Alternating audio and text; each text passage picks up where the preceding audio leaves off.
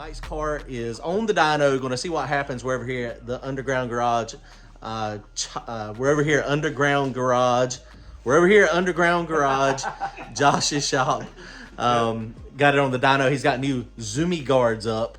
So hopefully it's not going to blow everything off the walls again. We'll see how they hold up. They may hold up. They may not hold up. But go check out Josh's channel. The crispy chick. What's the name? The Colonel. The crispy chicken. Crispy. No, that's crispy, extra crispy. Extra, Colonel, whatever. The Colonel. So he's got the motor almost ready to go back together with that. What's the progress on that? Bottom ends together, waiting on the cam, and get the cam, put the heads on it, and put it in the car. Awesome. So, we'll so he'll be back out soon. He's changed. and really just the turbos. It's still the same motor setup. Turbos and cam. Okay, Yep. Gotcha. All right, guys, go check out his channel, YouTube, Underground Garage. Let's try not to blow these things apart.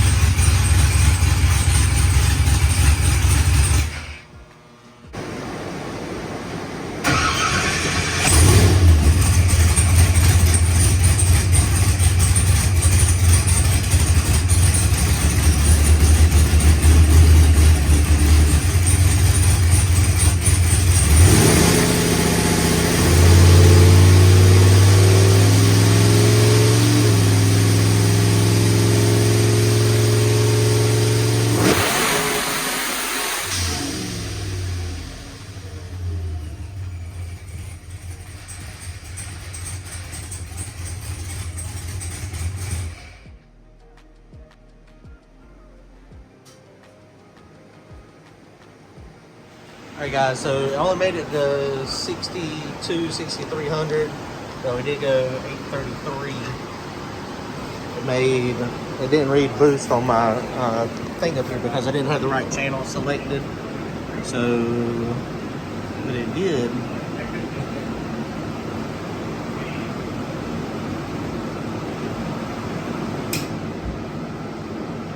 Now look at the data log here. Got a nice little lean spike when it first got into boost, so we're trying to work on that to fatten that up some. But it made, see the RPM is this line right here. It's kind of holding. It wasn't. That might have been where maybe the dyno had loaded it, but it didn't. The whole pull was only 1.8 seconds long, but it wasn't climbing RPM. They see it made. We had 3.7 air fuel ratio, 16 degrees of timing. 23 pounds of boost. All right, here we go. I'll try to make another pull in a second.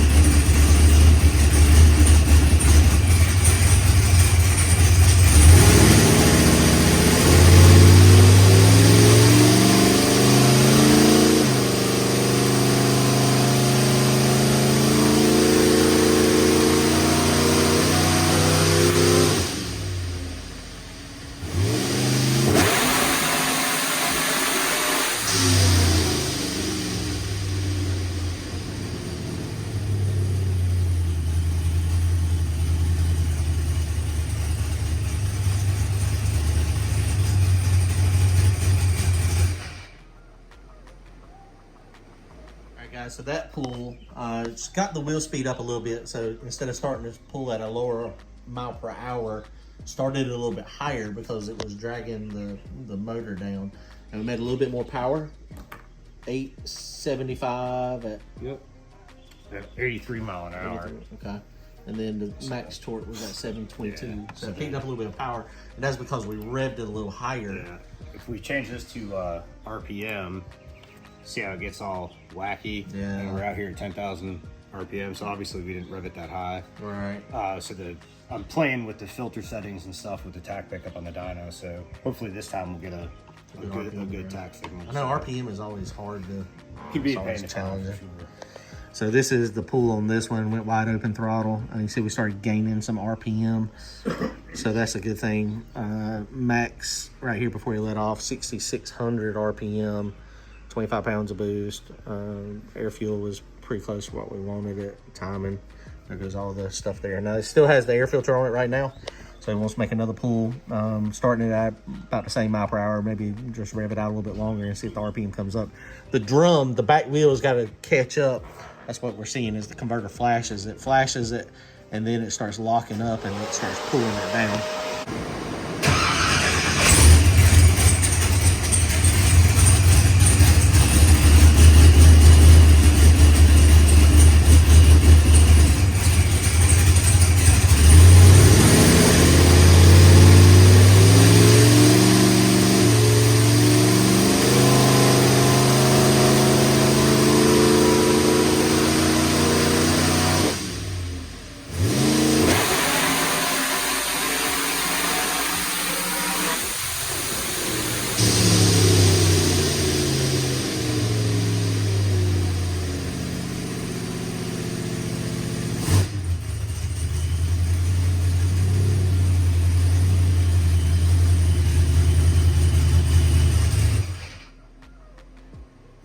All right, guys, so third pull made more power, made 931 horsepower and 746 foot-pounds of torque. You can see that it was kind of a lot more mile per hour, 150 mile an hour, but you can see it's still erratic. So, you know, it only had 13 degrees of time and it made 30 pounds of boost. So that probably had something to do with it as well. Also taking the air filter off, but did get it to rev up kind of a little bit better. So the max up here, 70, what do we say, 7,200, 70, almost 7,300 RPM maximum. Made 30 pounds of boost. Air fuel was, target was 3.7.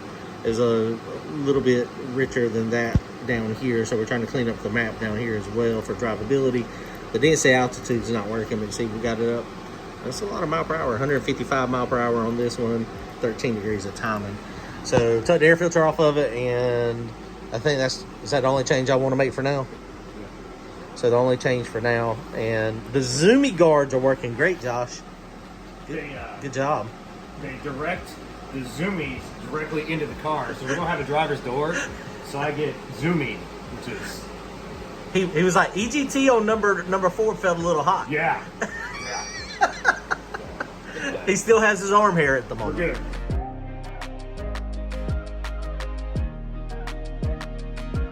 All right, guys, so the only change between this pull and the last pull, took the filter off of it. This is a K&N conical.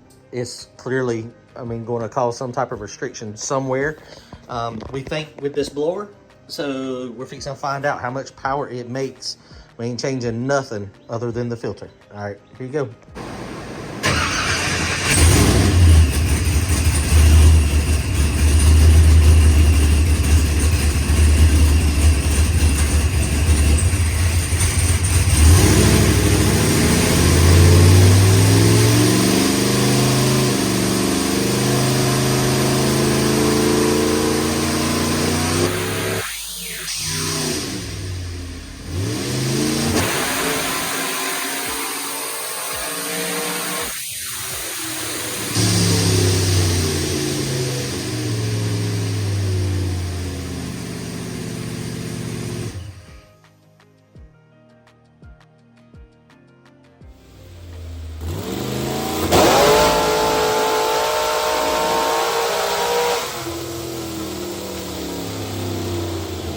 All right, guys, so the real test, did the filter kill horsepower? The answer is no. It picked up 5 horsepower from the filter being on versus the filter not being on. And this is the data log from the one that just a previous pull. So you can see, looking at the dotted line, that's pulled with the air filter. and the solid line is the pool without the air filter, almost identical in every aspect. Now it did make just a tad more boost. So if you look at the boost, if you follow it over, nothing coming out of the heat cans this time. it's usually like a half a pound to a pound more. That last. And now what that does, of course, is the timing is changing some because of the boost. So it did make a little bit more boost, but not significant, not as significant as what we thought. So that little K&N air filter is putting in work. Yeah, honestly, if it picked up 100 horsepower pulling the filter off, I would not have been surprised. I am that surprised. It is kind of surprising, isn't it? Yeah. 5 horsepower? 5 horsepower.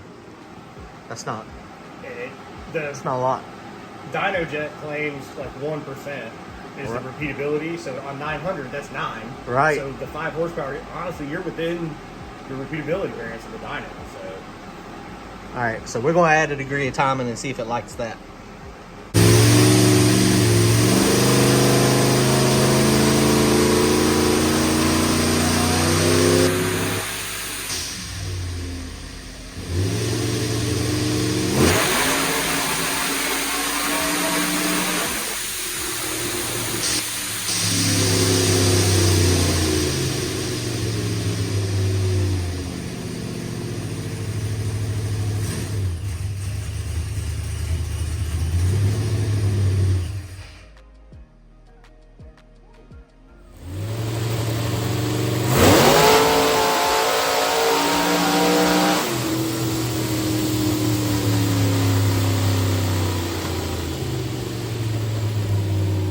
Guys, so that pool, it picked up 30 horsepower from 1 degree of timing, that's max. But Josh is fixing to show you something really crazy. When you look at this based on RPM, look at the difference in RPM. So that's at 7,000 RPM. It's what is that? 865, 674. 180 horsepower or something? Almost 200 horsepower at that same RPM with 1 degree of timing. Wow. And if you look at this data log, this is the back-to-back run with 1 degree of timing. The solid line here is the one where we, that's the degree of timing. And you see early in the run, it picks up some boost everywhere. But then right here at 6,800 RPM, it really starts taking off and cleaning up on boost. I mean, and so the RPM, I mean, we made a lot more boost here. So at the finish here, we made 34 pounds of boost at 7,300 RPM. And it got there 1 second faster. So you can see the difference in the time in here, 14 degrees versus 13 degrees. But if we run all the way out here to where we had the same almost 7,300 RPM, the boost was only at 30. So that's crazy that it made, I guess everything's just more efficient. And it made 4 pounds more boost at the same RPM essentially. If we drop it back, that's the same 33.8. So they want to add another degree of timing up top. And what happened to Zoomy proof to Zoomy proof? Yeah, blow the Zoomy proof structure apart on the other side. All right, here we go.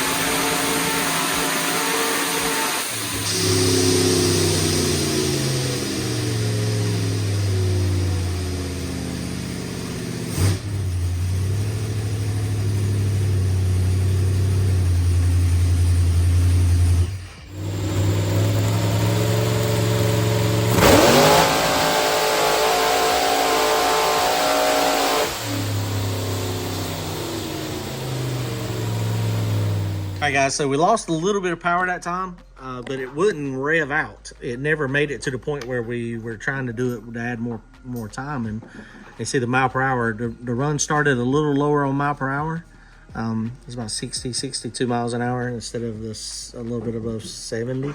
So Josh is going to try to rev it up a little bit higher, but it just kind of flatlined. The boost never come up, and that could be I mean, the difference in mile per hour there was, I mean, we were 25 mile an hour difference there.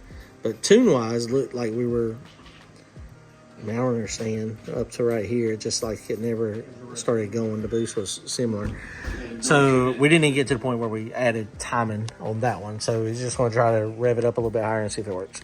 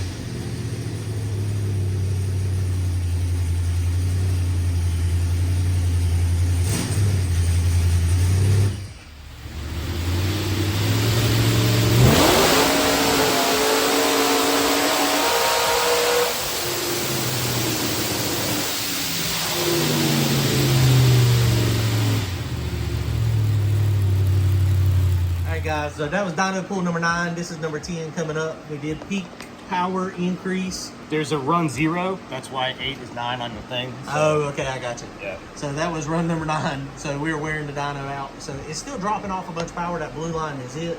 So we're going to try to, we hadn't made 34 pounds again yet, but we're still making more power now, even at less boost. Yeah. So we're adding another degree, half a degree at a time, degree-ish. So, all right, last pull.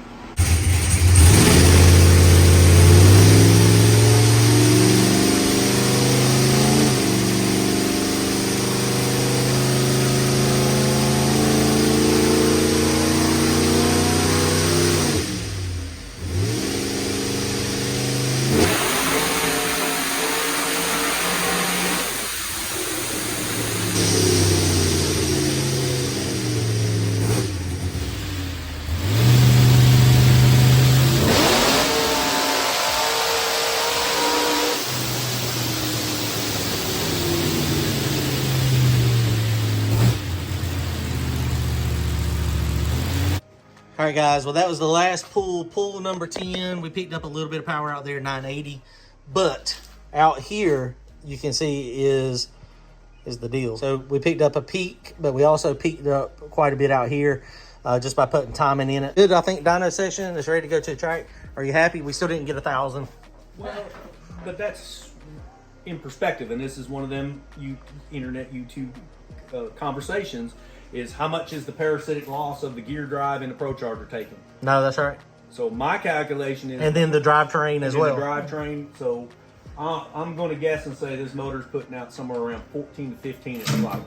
I would probably agree with that. Burning right at 2,000 pounds per hour fuel. Right. So that's on methanol. Yeah, I'd say that's probably 1,400. Thing is, we just made 10 dyno pools on top of 2 track runs. And it's still together. Still together, we're going racing. Right. And here goes a look at the dyno pools real fast. You can see dyno number 1. This is peak power. Dyno pool 1, 833, 875, 931, 936, 965, 904, 936, 971, 973, 980. All right, guys, don't forget, head on over to Josh's YouTube channel. It's Underground Garage. Appreciate it, guys. All right, guys, if y'all stuck with us, appreciate it. Comment, like, and subscribe. Head on over to turbojohnracing.com to grab some merchandise if you want to support the channel. Hit that like button. Thanks, guys. See y'all soon.